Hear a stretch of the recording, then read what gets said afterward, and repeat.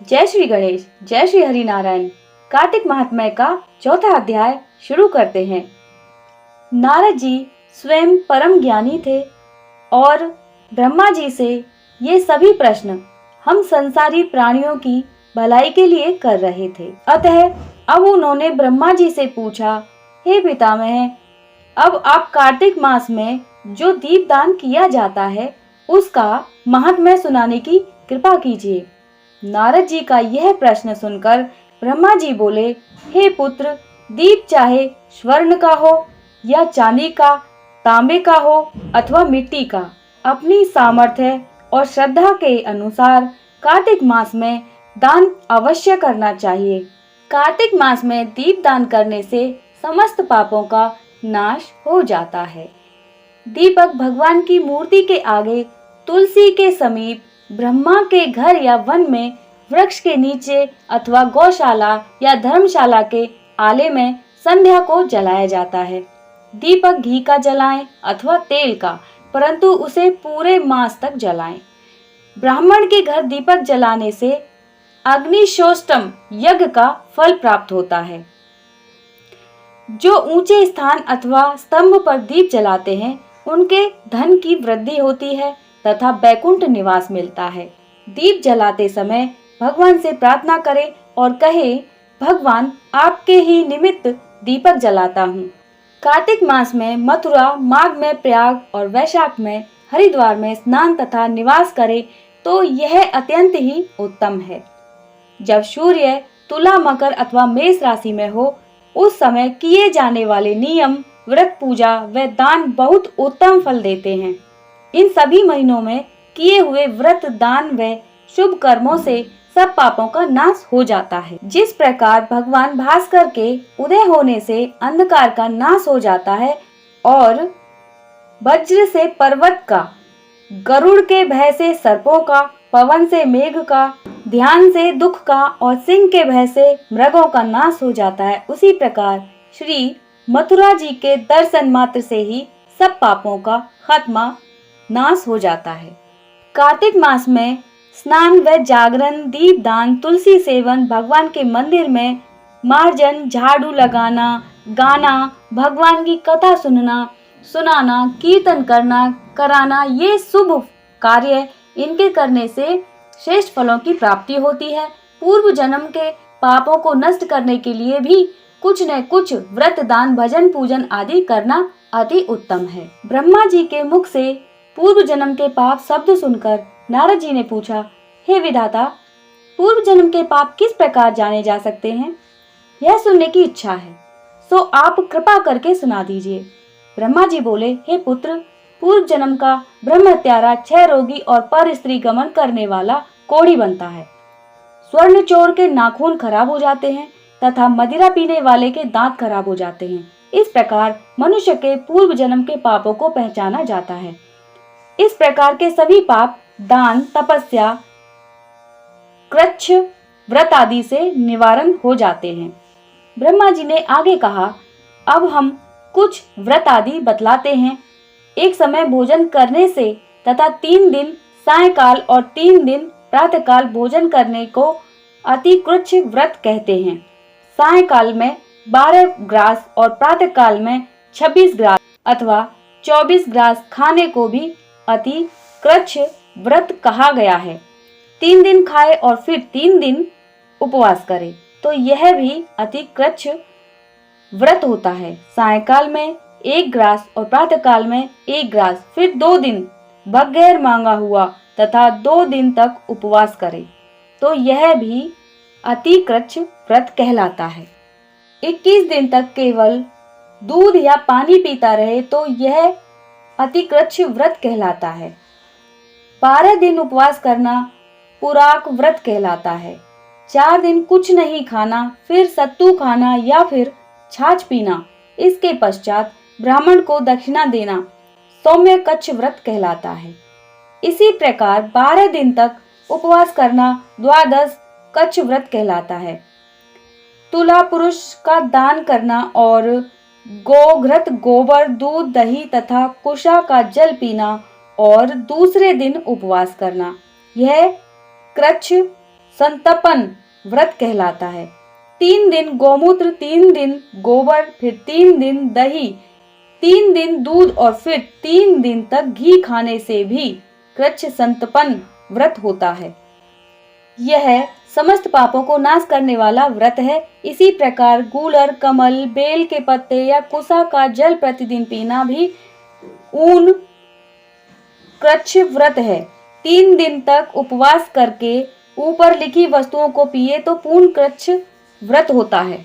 पका हुआ दूध, घी और जल 1 दिन पिए और 1 दिन उपवास करे तो इसे तृप्त कृच्छ व्रत कहते हैं। जल, दूध और घी तपाकर 3 दिन तक पिए और एक समय स्नान करे तो वह भी तृप्त कृच्छ व्रत होता है। इसका प्रमाण पानी 8 तोला, दूध 12 तोला, घृत 4 तोला होना चाहिए। कार्तिक शुक्ल चतुर्दशी को भगवान का पूजन करना चाहिए। उस रात्रि को उपवास रखकर और कमर तक जल में खड़े रहकर रात्रि भर भजन करने को जल कृच्छ व्रत कहा गया है। जो इस व्रत को करता है वह वैकुंठ को प्राप्त कर लेता है। कार्तिक सुदी सप्तमी को घी खाकर फिर एकादशी को उपवास पैतामह कृच्छ व्रत कहा गया है। यह पैतामह कृच्छ व्रत करके दिन में भगवान श्री कृष्णचंद्र का पूजन करे तो करने वाला तीनों लोकों में पवित्र होकर वैकुंठ को प्राप्त कर लेता है। कार्तिक सुदी छठ से 3 दिन उपवास करने से महेंद्र कृच्छ व्रत हो जाता है। इसे करके मनुष्य दुर्लभ वैकुंठ में वास करता है। 3 दिन अन्न भक्षण करने और 3 दिन उपवास करने से पत्र पंचक व्रत हो जाता है। इसे वैष्णव कृच्छ व्रत कहते हैं। यदि एकम से पंचमी तक केवल दही खाए फिर एकादशी तथा द्वादशी को भगवान का पूजन करे तो उसे परम कृच्छ व्रत कहा गया है। इसके करने से श्वेत दीप में वास मिलता है। जो शुक्ल पक्ष की एकम से प्रतिदिन 1-1 ग्रास कम करता है तथा अमावस्या को कुछ नहीं खाता तो यह चंद्रायन व्रत कहलाता है। 1 ग्रास 2 तोले अर्थात 25 ग्राम के लगभग मानना चाहिए। एक बार में जितना भोजन आसानी से मुंह में आ जाए इतना ही ग्रास होना चाहिए। कृष्ण पक्ष के आदि में 14 को 5 ग्रास और फिर प्रतिदिन 1-1 ग्रास बढ़ाकर एक पक्ष में 240 ग्रास पूरे करने चाहिए। इसे भी चंद्रायन व्रत कहते हैं। 2 सप्ताह गाय के चारों स्तनों का दूध पिए, फिर 7 दिन तक 2 स्तनों का दूध और फिर 6 दिन तक 1 स्तन का दूध पिए, फिर 3 दिन अन्न जल कुछ न लेकर केवल वायु ही सेवन करने से सोमपान नामक व्रत पूर्ण होता है। यह व्रत समस्त पापों का नाश करने वाला है। गेहूं तथा चावल की कांजी, दही, दूध, घी, जल और पंचगव्य तथा निम्नलिखित सब चीजें नियम पूर्वक कार्तिक मास में खाने से भी साप्ताहिक कृच्छ व्रत हो जाता है। इस व्रत को करने वाले को विष्णु लोक की प्राप्ति हो जाती है। बेल, पलाश, गूलर का काढ़ा और गर्म दूध पीकर एकादशी व्रत करने वाला द्वादशी को पारण करे तो निश्चय ही वैकुंठ में स्थान प्राप्त करता है। जो व्यक्ति कार्तिक सुदी सप्तमी, अष्टमी, नवमी और दशमी को जल कमल खाए फिर एकादशी को उपवास करे तो यह लक्ष्मी व्रत कहलाता है। इस लक्ष्मी व्रत को करने वालों पर भी लक्ष्मी जी कृपालु बनी रहती हैं और अंत में उन्हें भगवान विष्णु के वैकुंठ लोक में वास मिलता है। प्रातः काल में 4 ग्रास और सायंकाल में न खाने से शिशु चंद्रायन व्रत होता है। कार्तिक सुदी 14 के ब्रह्मक्रूच व्रत में गौरी का पूजन करना चाहिए। इसकी विधि इस प्रकार है। गौमूत्र, गोबर, दूध, दही, घृत और कुशा का जल लेकर इन सब को मिलाकर पंचगव्य बनाएं। लाल रंग की गौ का मूत्र, श्वेत गौ का दूध, नीली गौ का दही, काली गौ का घी। यदि किसी वजह से ये न मिल सके तो दूसरी तरह का भी पंचगव्य बनाया जा सकता है। मिलाई जाने वाली वस्तुओं की मात्रा इस प्रकार है: गौमूत्र 8 मासा, गोबर 19 मासा, दूध 12 मासा, दही 10 मासा, घी 8 मासा और कुशा का जल 4 मासा। गौमूत्र गायत्री मंत्र पढ़कर गंधम द्वारा से गोबर, पय, पृथ्व्या से दूध, दही, ग्रावर्यो मंत्र से दही, तेजोमसी पढ़कर घी और दवस्यति मंत्र पढ़कर कुशा का जल मिलाना चाहिए। इसको कुशा के पत्तों में रखकर विधिवत हवन करें। वेद के इन मंत्रों से आहुति देनी चाहिए। ईरावती इदं विष्णु विक्रमे सर्वती मनस्तोक स्वती।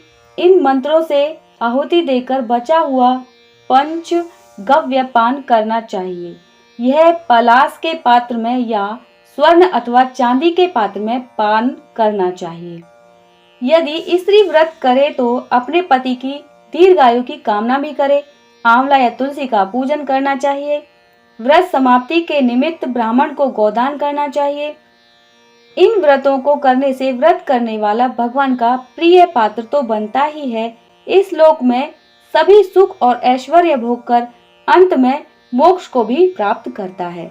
जय श्री हरि नारायण। चौथा अध्याय समाप्त।